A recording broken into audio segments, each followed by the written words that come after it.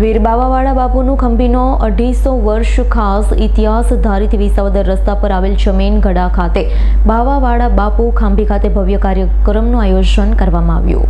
ધારીથી વિસાવદર રસ્તા પર આવેલા જમીન ગડા ખાતે બાવાવાળા બાપુ ખાંભી ખાતે ભવ્ય આયોજન કરવામાં આવ્યું હતું।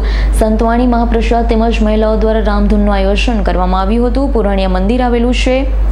સુરત, અમદાવાદ અને દેશ વિદેશથી લોકો પગપાળા આવતા હોય છે। જે વ્યક્તિ માનતા કરે તેવા વ્યક્તિઓની મનોકામના પૂર્ણ થતી હોય છે। 250 વર્ષ પુરાણું સમાધિ આવેલી છે। દર અમાસના દિવસે થાળનું આયોજન કરવામાં આવે છે। હજારોની સંખ્યામાં ભક્તો દર્શન અર્થે આવતા હોય છે। કાઠી ક્ષત્રિય સમાજ તેમજ તમામ સમાજના વ્યક્તિઓ આયોજનમાં ભાગ લેતા હોય છે। તમામ વ્યક્તિઓ દર્શન કરી ધન્યતા અનુભવે છે। મારું નામ શ્રી રેખાબેન દિનેશભાઈ વેકરિયા। અમારા ગામમાં બધા બાપુને અમે બધા હળીમળીને રહી છીએ અને અહીંયા બાપુ વીર બાવાવાળાનું ધામ છે। અમે બધા આવ્યા છીએ થાળ ધરવા, બહેનો અને ભાઈઓ જમણવાર કર્યું છે। સારી રીતે રહેશે, અવર જવર એ સારી થાય છે। બધા દર્શન કરવા આવે છે, સારી રીતે બધા આવે છે અને હળીમળીને બધા રહેશે। મંદિરે મનોકામના પૂર્ણ? હા, અમાર બધા પ્રસાદી ધરવા આવે, દર્શન કરવા આવે, માનતા ધરે તો બધા મનોકામના પૂર્ણ થાય છે એવી અમે માનતા કરીએ છીએ। અને આવીને બધા મસ્તક નમાવીને જેમ આપણને માગવાનું હોય માગે તો બધાને સફળતા મળે છે સારી રીતે। બોલો વીર બાપભાઈ વાળા ગામ લુંગિયા, આ અમારું બાપુ બાવાવાળાનું સ્થાનક છે।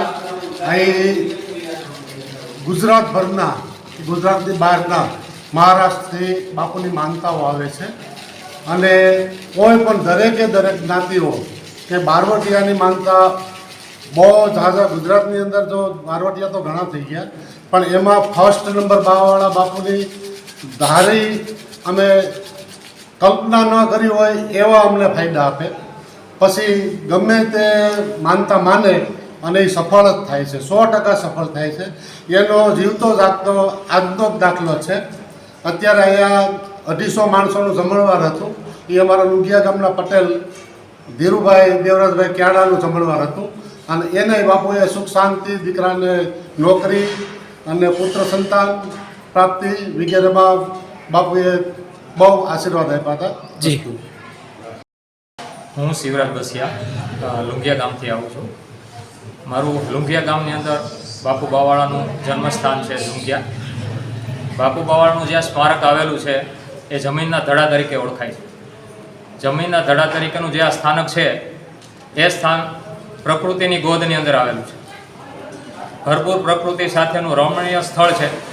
બાપુના અહીં ખાંભીનું સ્મારક કરવામાં આવેલું છે। 8 ગામના કાંદાણીવાળા પરિવાર દ્વારા એ અહીંયા પૂજન અર્ચન થાય છે અને અમારે વાળા પરિવારના હું ભાણેજના રૂપમાં ત્યાં લુંગિયાની અંદર છું। તો ભાણેજો બધા પણ અહીંયા પૂરી શ્રદ્ધા ધરાવે છે।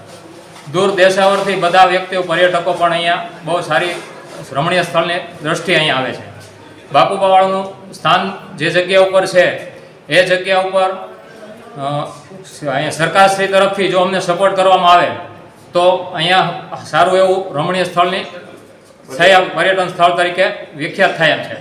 અહીંયા પાણીની સુવિધા, રહેવા જમવાની માંડીની રસોડાની સુવિધા છે, લાઇટની સુવિધા છે।